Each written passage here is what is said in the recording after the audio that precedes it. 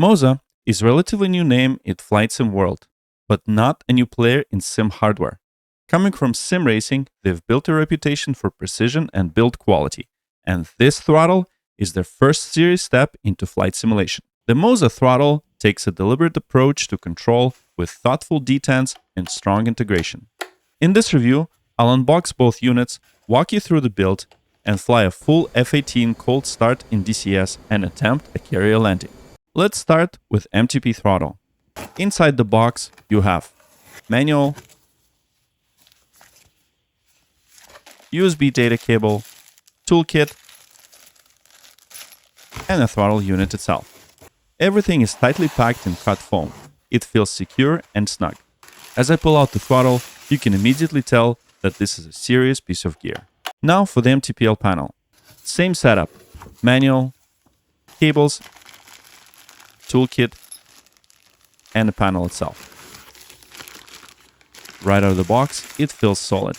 It is much lighter than the throttle, but the detailing stands out, especially the levers and tactile switches. Installing the MTPL onto the throttle was quick and simple. Just 2 screws to secure it into place, and then I attached the whole assembly to the MOZA flight base mount adapter. The MTP throttle is compact, but aggressive. It has that F-18 geometry, angled, purposeful, and tactile. The aluminum alloy grip instantly gives it that cold, solid feel that you want in high-stakes sim gear. Now let's talk switches. You've got 27 in total. Toggles, momentaries, and rotaries. The metal toggles feel excellent. Sharp click, no play. The plastic knobs on the base feel a bit less premium. They wobble slightly. Not a deal breaker, but worth calling out. That said, the overall layout is smart.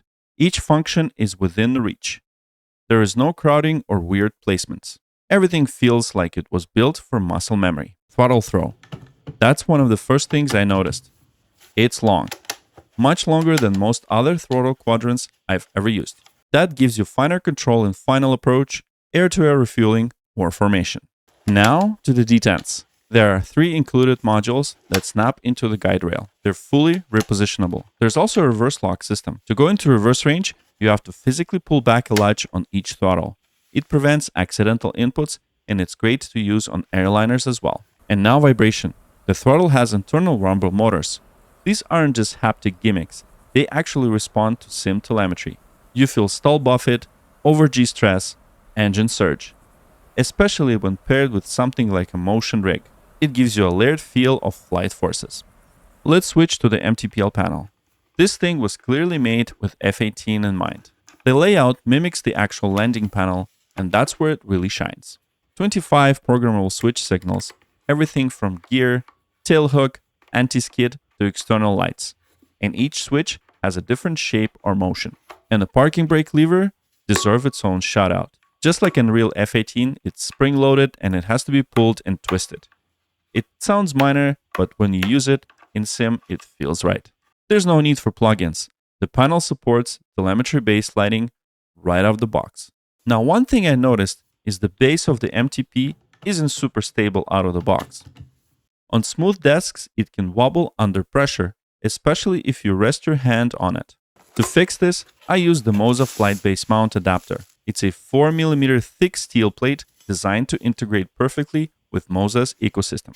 With dimensions of 220 by 220 millimeters, it mounts under the throttle with included screws and pairs with suction cups for serious grip if you want to mount it to the table.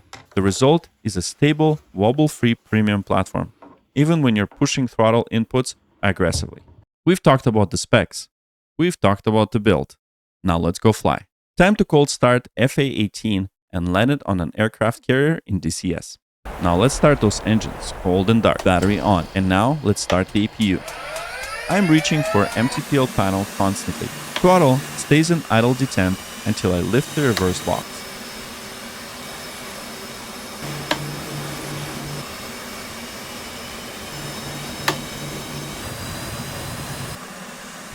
Canopy closed.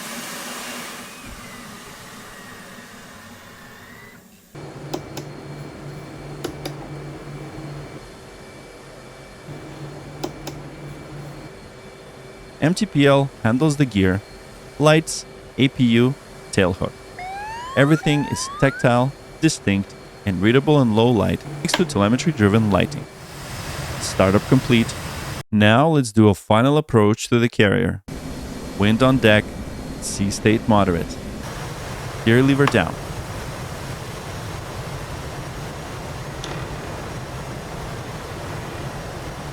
Tailhook lever pulled and set.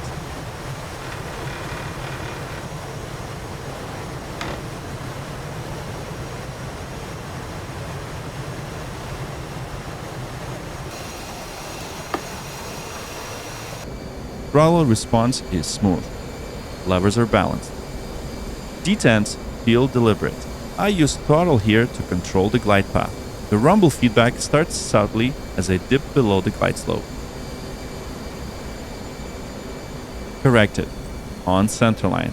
Trap. And we landed. I do need to practice these more. And this is the moment where it all clicks. The detents, the throw length, the panel interaction, this feels like a control system built for precision under pressure. Now let's summarize. Here's where it stands out. In terms of pros, outstanding feel on throttle grip, adjustable detents, real vibration feedback, clean, modular layout, great feel on the switches. MTPL adds meaningful depth and tactile switches and telemetry-based lighting.